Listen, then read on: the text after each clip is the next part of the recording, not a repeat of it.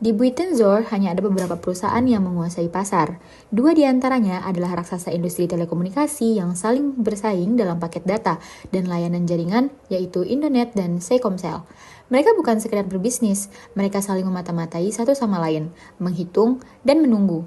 Karena di pasar ini, satu langkah salah bisa mengguncang seluruh perusahaan. Inilah dunia oligopoli.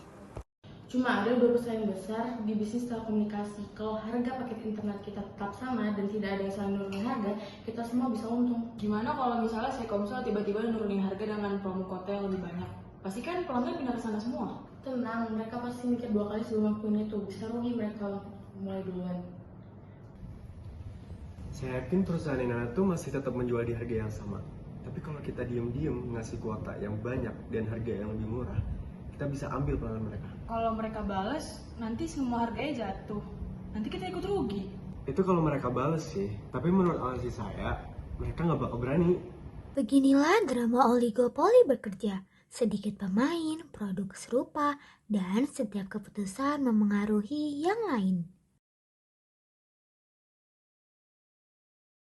Oke, ini serius. Kalau kita berdua terus melakukan produksi, pasti harga menjadi turun dan kita menjadi rugi.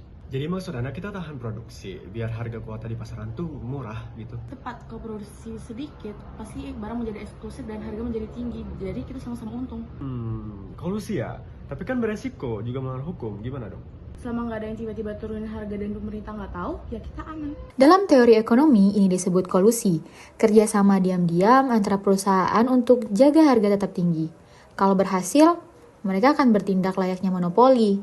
Tapi masalahnya, dalam oligopoli mereka saling curiga. Sedikit pemain, saling tergantung, satu langkah saja bisa mengubah strategi pesaing. Dari pertemuan itu, Indonet dan Telkomsel sudah sepakat untuk tidak memproduksi terlalu banyak supaya harga tetap tinggi. Namun, Kalau misalnya kita masih produksi rendah, kita hanya dapat dari separuh pasar. Tapi kalau misalnya kita nambah produksi sedikit aja, kita bisa ambil alih konsumen dari mereka. Tapi Pak, kita kan sudah buat kesepakatan sama Indonet.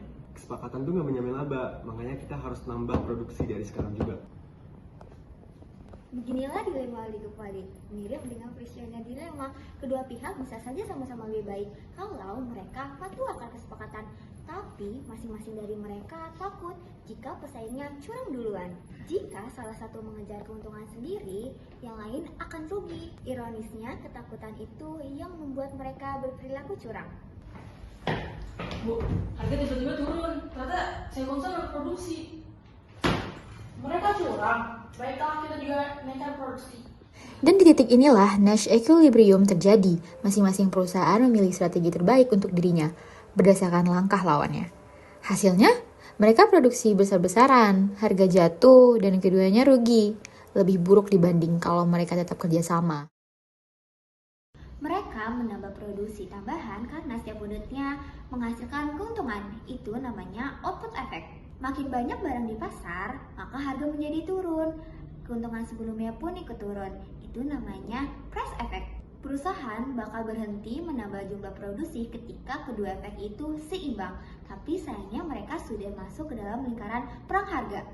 Kolusi dan kartel itu pasti menguntungkan untuk perusahaan, namun bagi masyarakat pasti dirugikan.